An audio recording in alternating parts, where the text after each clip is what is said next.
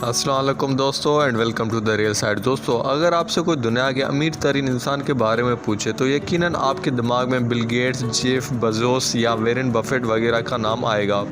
پر کیا ہو اگر آپ کو پتہ چلے کہ دنیا کا اب تک کا امیر ترین انسان ایک افریقن مسلمان بادشاہ تھا، اور جتنی دولت اس کے پاس تھی اب تک کوئی بھی اتنی دولت حاصل نہیں کر سکا۔ مزید آگے بڑھنے سے پہلے ہمارے چینل دا ریئل سائٹ کو سبسکرائب کریں، ویڈیو کو لائک کریں اور ساتھ ہی بیل آئیکن کو دبائیں۔ دوستو تاریخ دانوں کے مطابق منسا موسیٰ دنیا کا امیر ترین انسان بن کر گزرا ہے۔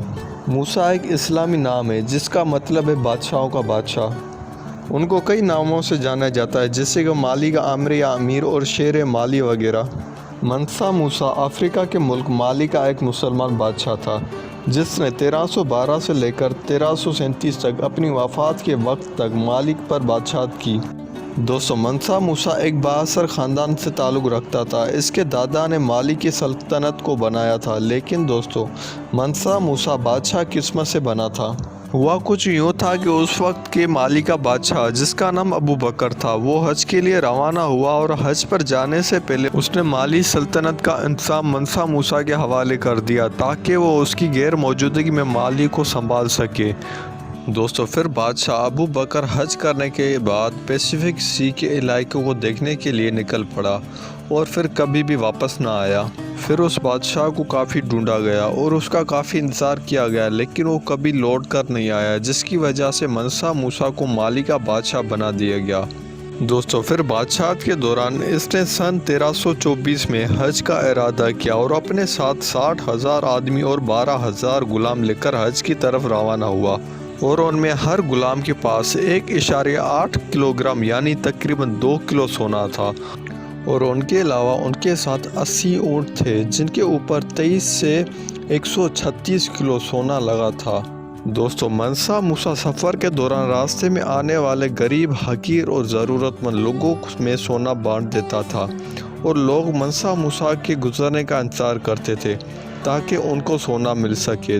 دوستو منسا موسیٰ سونا بانٹنے میں اتنا سخی تھا کہ بہت زیادہ سونا بانٹنے کی وجہ سے اس دور میں اس خطے میں سونے کی ویلیو بہت کم ہو گئی تھی اور سونے کی قیمت کسی معمولی چیز کے برابر ہونے لگی۔ دوستو پھر منسا موسیٰ نے سونے کو پھر سے قیمتی بنانے کے لیے مصر کا سارا سونا خرید لیا۔ دوستو یہ دنیا کی تاریخ کا وہ واحد موقع تھا جب ایک شخص تقریباً پوری دنیا کا سونے کی قیمت کو کنٹرول کر رہا تھا۔ دوستو مالی ایک بہت بڑی سلطنت تھی۔ کہا جاتا ہے کہ مالی سلطنت کے ایک کونے سے دوسرے کونے تک جانے میں پورا سال لگ جاتا تھا۔ اس لیے منسا موسیٰ نے بادشاہ بننے کے بعد یہ سوچا کہ پوری سلطنت کے مسائل اکیلے حل نہیں کر سکتا، اس لیے اس نے مالی کو مختلف صوبوں میں بانٹ دیا اور ہر ایک صوبے میں ایک گورنر مقرر کر دیا۔ دوستو مالی ایک انتہائی امیر سلطنت تھی اور اس مالی میں سونے کی بے شمار کھانے تھی اور اس کے علاوہ نمک کی بھی بہت کھانے موجود تھی۔ دوستو منسا موسیٰ نے اپنے دور حکومت میں تعلیم کو مفت کر دیا تھا اور اس نے اس دور کی سب سے بڑی یونیورسٹی بھی مالی میں تعمیر کروائی تھی جس کا نام یونیورسٹی آف سینکور تھا، اور کہا جاتا ہے کہ وہ ہر جمعے کے دن مسجد تعمیر کرواتا تھا۔ دوستو منسا موسیٰ نے مالی سلطنت کو ایک جدید سلطنت بنا دیا تھا۔